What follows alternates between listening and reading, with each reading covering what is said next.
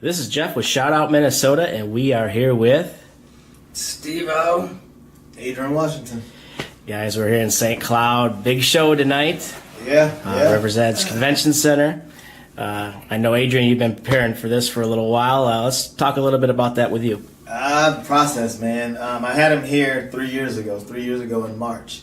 And it was a phenomenal show. I met him in 2012, and we did like 4 or 5 shows together. He's just a great dude, and the city needs it. So I was like, who better to bring back? And that's why I did it. So a few months ago, I started planning to do it, and it's working. So it's here. All that work, it's like a wedding. You do all that work, and boom, it's here, and it's over. Nice. Steve, man, you brought the warm weather with you, man. Yeah. It was a blizzard last week, right? Unbelievable. But it's nice and warm out. It's good. Hoping everybody will come out. I know you got a lot of ticket sales out there already. Yeah. People can get tickets at Eventbrite, man. It's you can buy tickets at the door too, but I wouldn't do it. Like, I just do it because then you're gonna have to wait, and you gotta wait a long time. So. All right. Steve-O, let's talk a little bit with you. What you got going on? Well, this is my last show.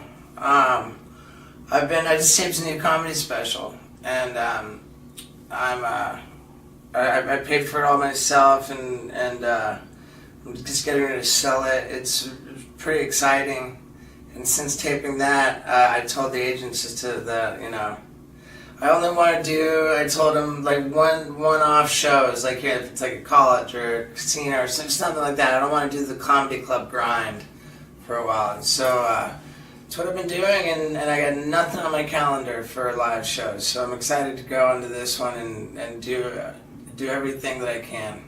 Good. Whereas otherwise, with a lot of repetition, I wouldn't. There's certain things you just can't repeat a lot. Yeah. But I'm doing it all tonight. All right, that's good. That's good for Minnesota. Yeah. Question for you is, you've been involved in a lot of stuff. I mean, music. You wrote a book. I mean, there's so many different things that you've been involved in. Is there anything that you would like to accomplish that you haven't yet already? Yeah, I want to open up an animal sanctuary. That's a project on my to-do list. And what's the inspiration behind that? I don't want to have kids. Neither does my girl. We don't want to have kids, and so we just want to pour ourselves into helping animals. All right. Adrian, what do you?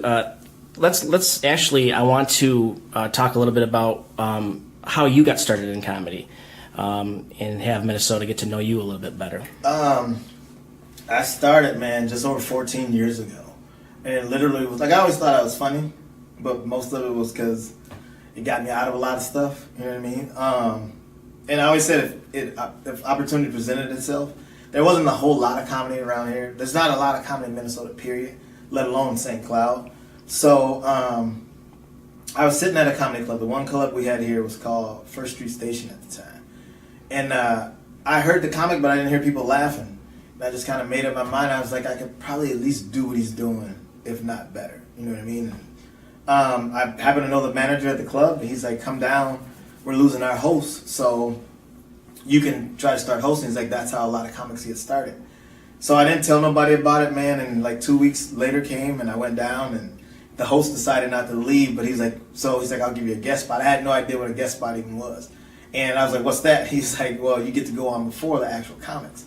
And scared as shit, man. I just went down there and did, like, my heartbeat was sitting here. But I did my 5 minutes, and I did pretty good. And it scared me, but it scared me to the point where I was like, I can't wait to do this again. Now, do you still get them butterflies when you go about to go on stage?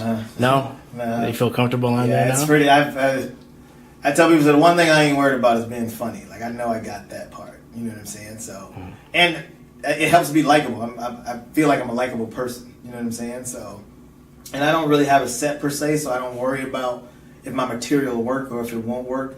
I just kind of I give them what they give me. You know what I mean? So, it's been good, man. Like, I did the hosting thing for like 6 months, and I realized I wasn't making any money. So I just said, screw it. I just started renting out my own rooms and putting my own shows together.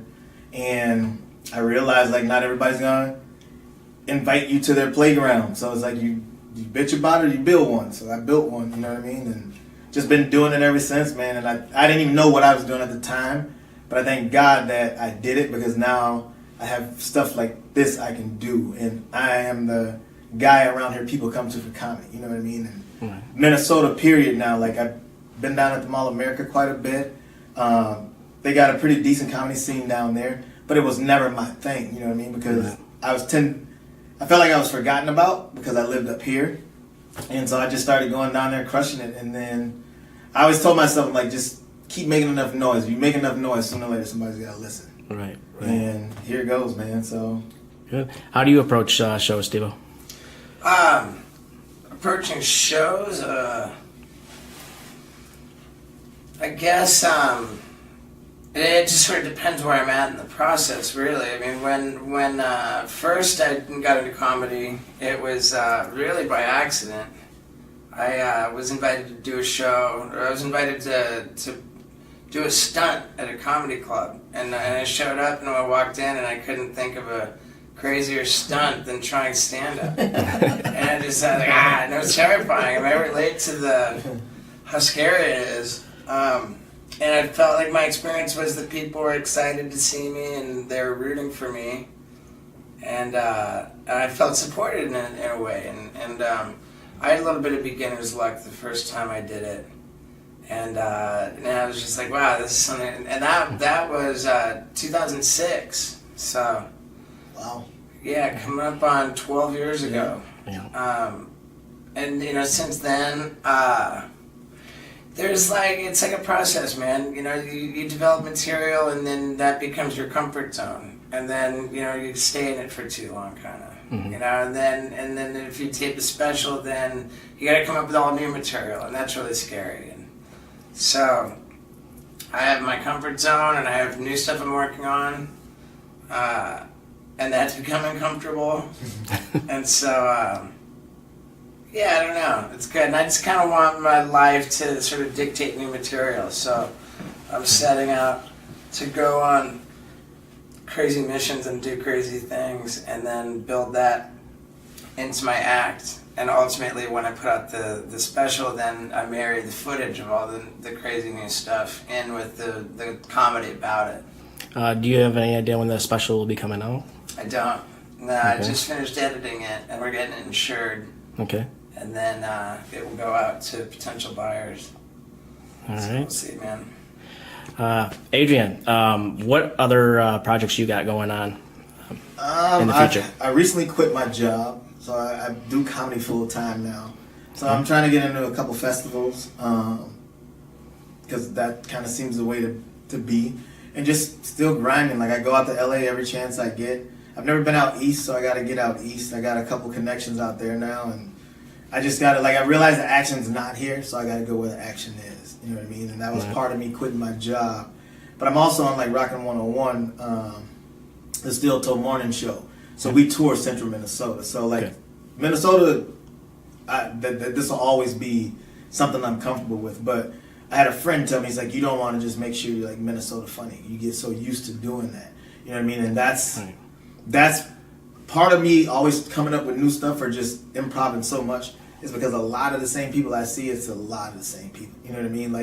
I don't have the luxury of being somewhere different every night. You know what I mean? Where you can just have this badass set and you can do it. I love that part of it. Mm-hmm. You know what I mean? But I was like, I can't. If I want people to keep coming to see me, I got to keep on reinventing, or at least telling it different. And I never wrote a joke anyway, so I don't know how to redo it. Half the time I don't remember. I used to tell my wife, I'm like, hey, when there's a big laugh, I'm like, write that joke down. There's been times I've been on stage, I'm like, hey, write that one down so I can remember it. And I'll try to, so lately, I've been watching, my first DVD I did was in 2009. So I'll watch that and the stuff that was before its time or the stuff that didn't work, try to critique it and make it better now. So There you go. for me, it's just still hustle and bustle, man. I've never had an agent, I've never had a manager, I've never had nothing. So it's just been great people I've met in my life where they vouch for me, and that's what put me where I am. So. All right.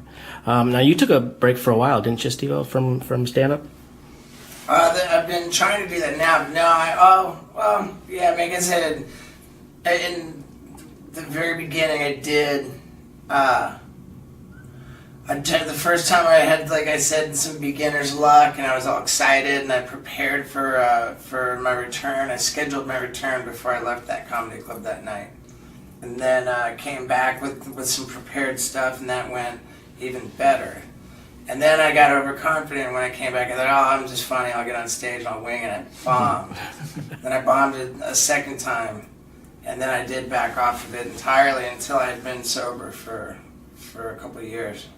Yeah, and sobriety's been a big part of your life as well. For sure, man. Yeah. What would you like to say to the youth or anybody that's having their issues with life and battling sobriety?